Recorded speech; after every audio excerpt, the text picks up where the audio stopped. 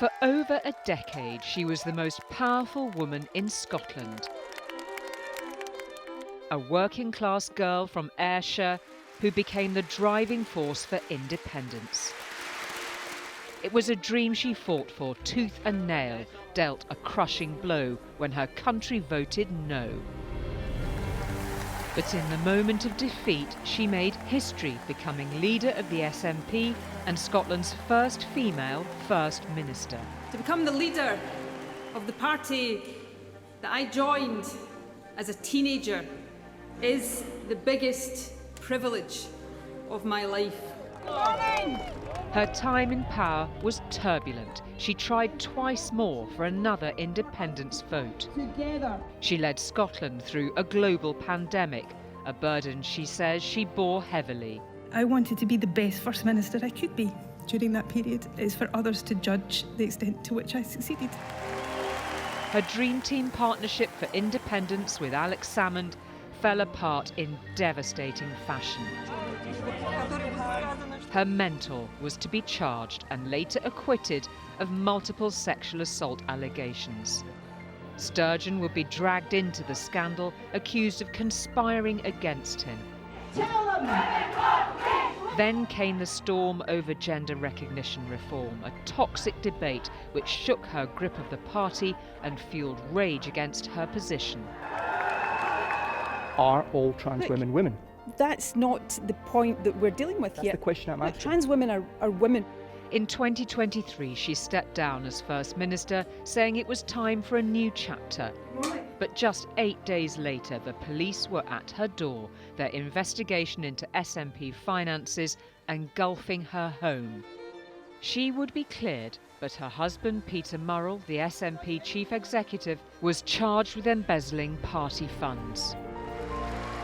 From the heights of leading a nation to fighting for her reputation, now Nicola Sturgeon wants to tell her story in her own words. As she prepares to launch her autobiography, we visit Dunure in Ayrshire, her favourite childhood spot, and sit down with her to talk leadership, legacy and loss, and what comes next.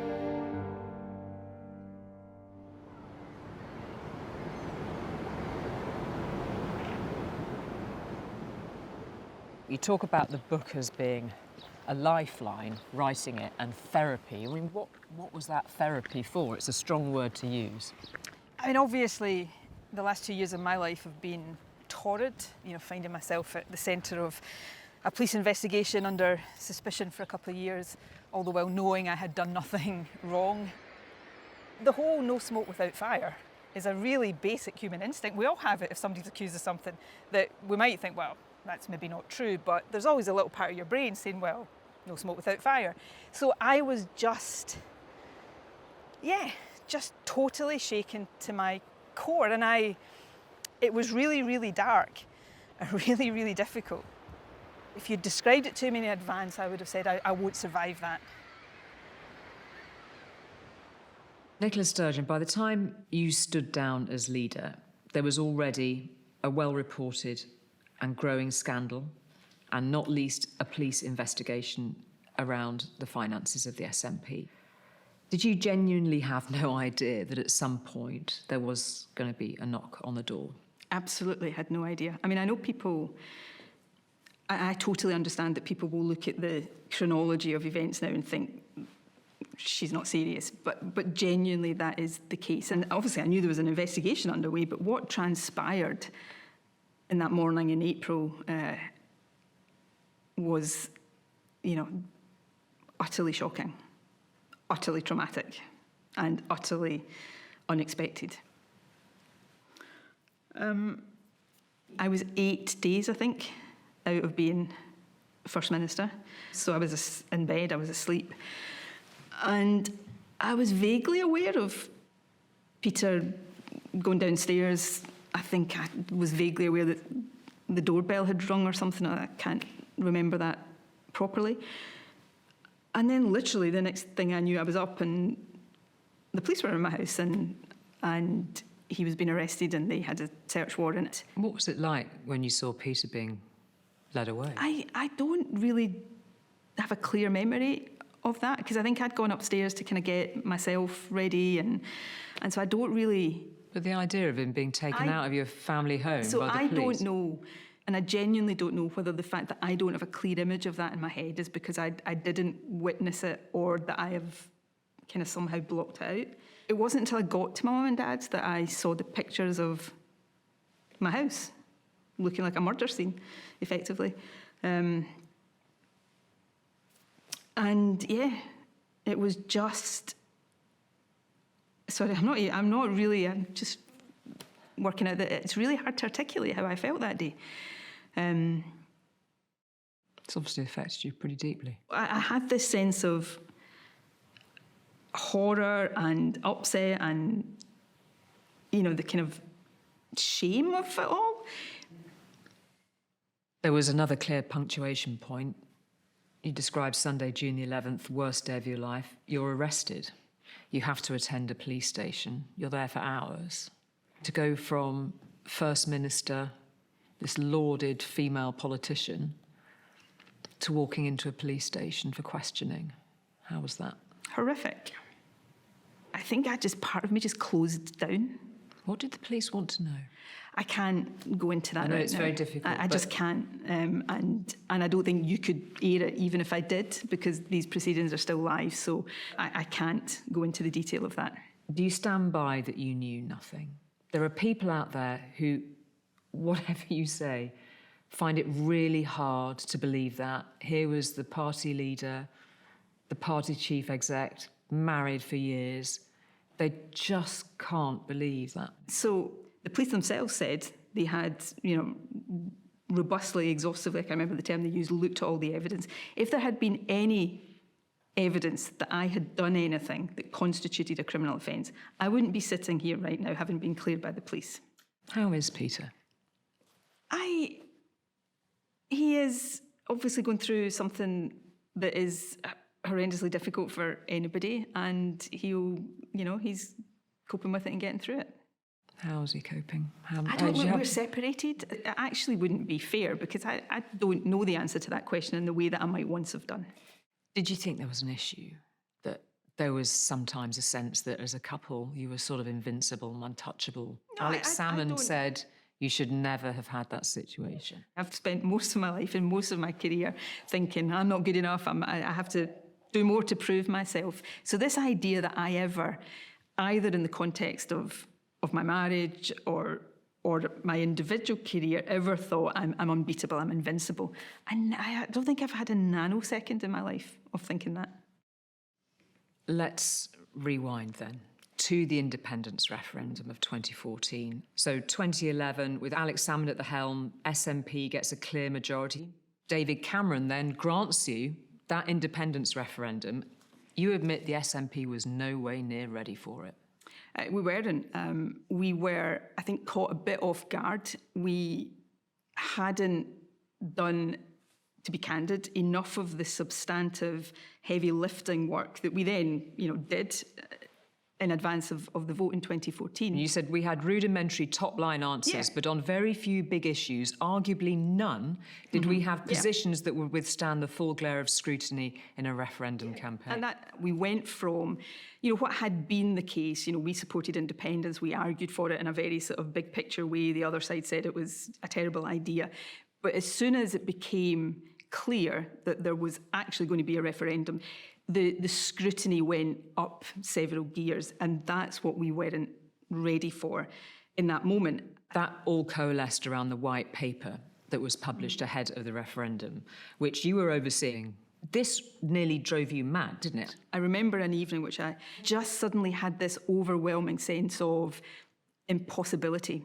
I can't get this to the point it needs to be at. It's so unwieldy, it's so difficult, and I just remember having what I can only describe as a panic attack. I was sobbing on the floor of my office at home, and just my heart was racing. And it was at this point that Alex Salmond was really showing very little interest in the white paper.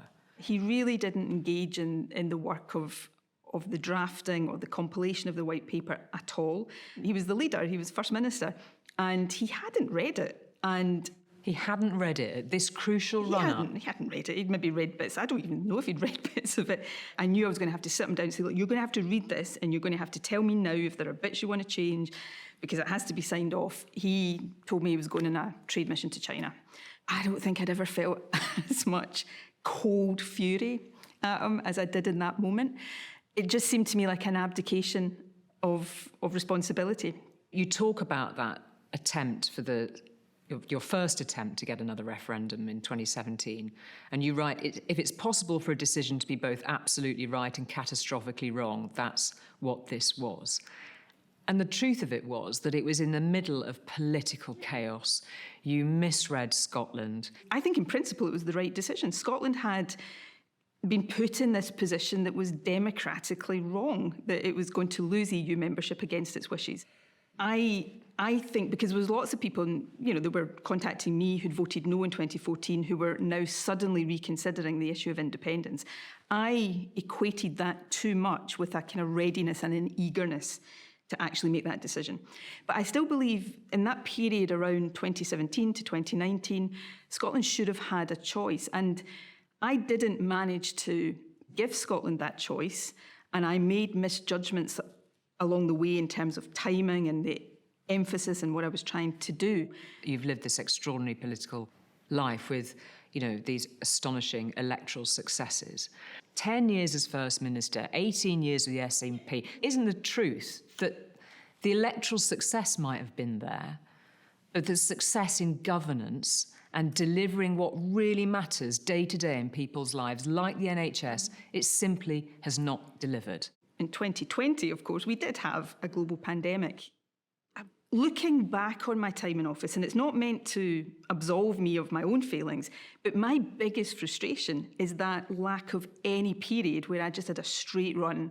You could have had a straighter run. You kept wanting to have a second independence referendum. Well, that's fair comment, but that doesn't actually negate my point. But you could have been concentrating on those issues. That is a fair point, but it doesn't negate the point I'm making. My desire to have another independence referendum, if that hadn't been there, I'd still have had to fight these 8 elections. I mean, 2 of them were snap UK general elections. That one of them was a European election that was never meant to happen. I can only talk about the things I'm proud of and the things that I believe will stand the test of time.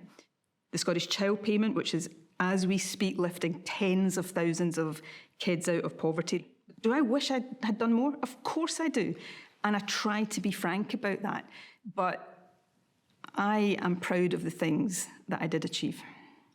You now have a scenario where a country which voted against Brexit, as you outlined earlier, is now witnessing the rise in support of Nigel Farage's party. You are pretty scathing about Nigel Farage in this book. Tell me what you say about him. And this is my impression. Other people might have a different view of him. He just comes across as somebody who's got a very, very fragile ego, somebody who's not particularly comfortable, particularly around women. I mean, you call him odious. In the 2015 leaders' debate, just before we went on air that night, I just remember hearing him tell somebody how much he'd had to drink in the green rooms beforehand, and it just felt this kind of bravado and just not very pleasant. But, that's my impression. You introduced legislation which fundamentally would make it easier for people to self-identify their gender instead of going down the medical route. You fought for that legislation, tooth and nail. Why did this matter to you so much? People look at it and they say, why did she choose this as the political hill to die on? Just to pause and remember that when this was first mooted, it was not the divisive, toxic, controversial issue it became. Trans people have always existed. They are amongst the most discriminated against and stigmatised groups in our society.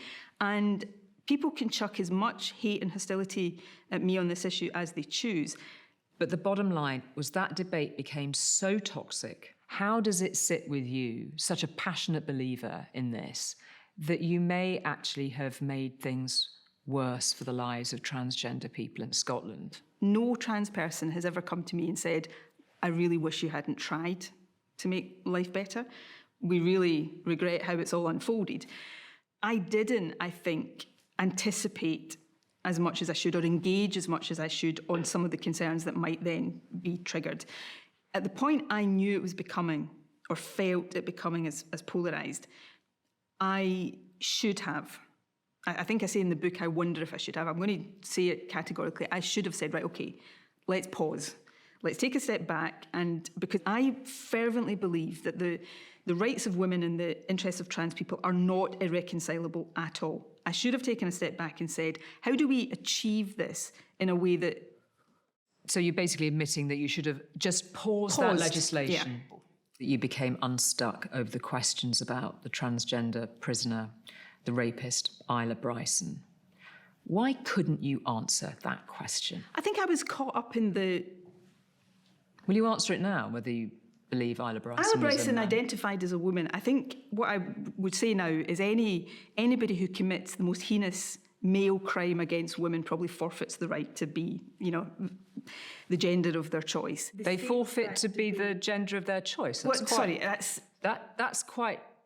I mean, this actually goes to the heart of the difficulty around this. That probably was not the best phrase to use, but they forfeit their right to be the gender of their choice. If you rape a woman, then I think you probably, the debate about whether they should be called a woman or not, probably. Well, why don't you simply say then Isla Bryson is a biological male? They are a biological male, but that's about whether it gets back into the self-ID thing. I should have been much more straightforward. I wasn't. But that's because of the debate. We'd lost all sense of rationality in this debate. I'm partly responsible for that. The reason I asked it is because the point you specifically make about it in the book is that this was a place where my acknowledged communication skills deserted me. And you say I lost the dressing room. Yeah, I totally did. And that was my failure. Anything I say about Isla Bryson in the wider world will immediately be taken and transferred to every trans person. And if I sometimes still seem as if I'm struggling with how to define Isla Bryson, it's not out of any concern for Isla Bryson, it's out of concern for how that then affects the wider trans community. And that is difficult. Alex Salmond, I mean, he looms large through the whole book. Whilst he was at Westminster, there were always rumours swirling about affairs, but no hint of anything connected to the allegations that would come, or words to that effect. So you stand by the fact that at that point you had no idea that Julie, he was capable of that sort of behaviour? Alleged behaviour. I have examined my soul over this so many times, because the answer to that is no. I had no idea that there was any suggestion of inappropriate, non-consensual, whatever term you want to use. And I've asked myself, is that absolutely the case, or did you just willfully not see it? And I can honestly sit here and say, no, I did not have any sense of that. Do I believe he behaved inappropriately? That's different to criminally. Inappropriately on some occasions towards women, I believe that. And where I believe there has been an injustice towards women is that instead of acknowledging that and showing contrition and apologising for that, he doubled down. He traumatised all over again women by doing that. And that, even now that he's no longer here, that's the bit I can't get over. I can't forgive. He died very suddenly. Yeah. I was hit by a wave of emotion much stronger than I would have anticipated.